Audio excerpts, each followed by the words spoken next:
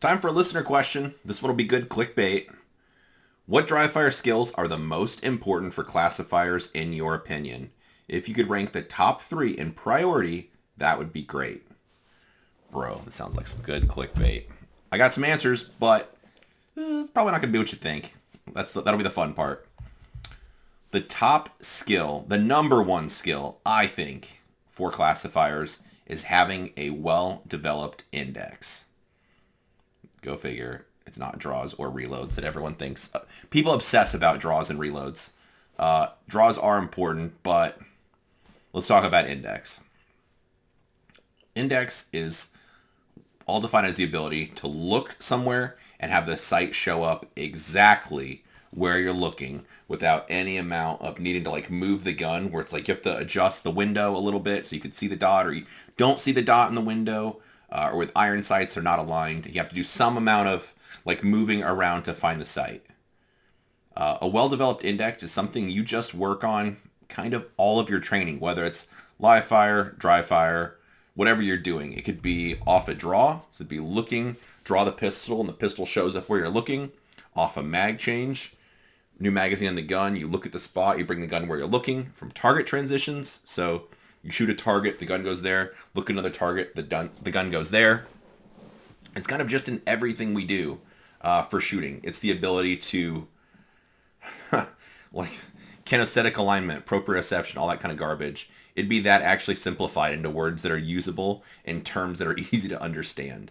It just means I look at a spot, I know the way the gun needs to feel in my hands, and I bring the sight to where I look, and in some instances, seeing the sight is just confirming what I already think I know about having the gun pointed at the target. Because you do it so much, you just know the way the gun feels in your hands, where it should be in your hands, the pressures you should have, all that kind of stuff. You just look, you draw the gun, and the next thing you know, the sight shows up there, and it's magical. So that's the top skill for, USPSA classifiers, but honestly, shooting in general, it is essential. And it's something that you continue to work on as long as you practice. The next skill, well, this would be one that people will guess, but it is draws. But, plot twist, it's not in the way you think. For draws, people obsess over having the fast draw, and should I scoop draw? Should I do a snatch draw? Should I do, I don't know. People try too hard to come up with their own term or name. As far as drawing the gun, whatever method you like, I don't really love the scoop draws, because I think it's a little bit increasing the possibility of dropping the gun on the ground, or not having a full grip on it when it goes to the target, which I don't really love. But with drawing the pistol, the important part of this, the reason it's number 2 on my list, is having the right grip on the gun.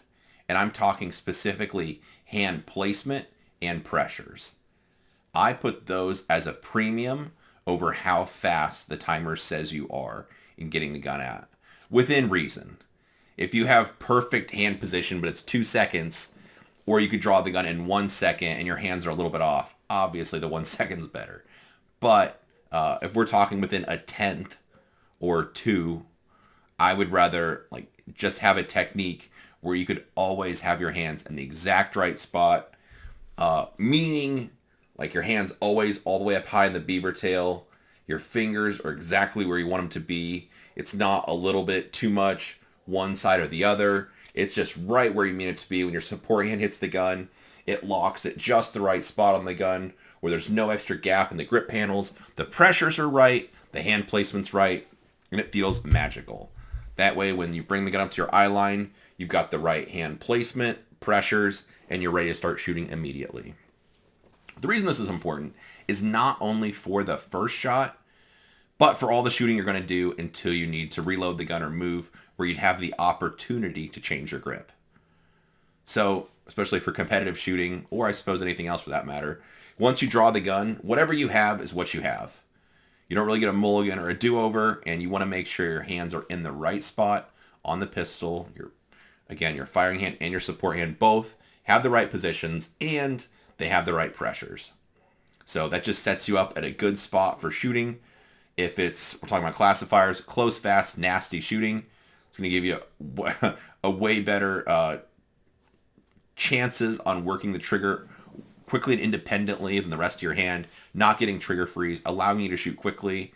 If it's partial targets, high accountability targets, then it's tough to shoot the tougher shots with a compromised grip where your hands aren't in the right spot or you're pulling the trigger with a different part of your hand. So again, having your hands in the right spot with the right pressures is the important part of the draw, not necessarily obsessing about the time. With that said, having a quick draw is important. Well, not quick draw in the sense, but a fast draw. Anything sub-second is great in realistic, in competition. If you're around 1.1 seconds, 1.2 seconds, that's going to put you in a pretty good place, short of being like national talent. But for most people shooting 1.1, 1.2, repeatable on a timer over and over again, that puts you in a pretty good spot for success. The last one I have, it's not mag changes, go figure, is target transitions. By this ties in, they all kind of tie in together, but it does tie in with index. But specifically the ability to look at a spot, bring the sight to where you're looking without any extra muscle or tension.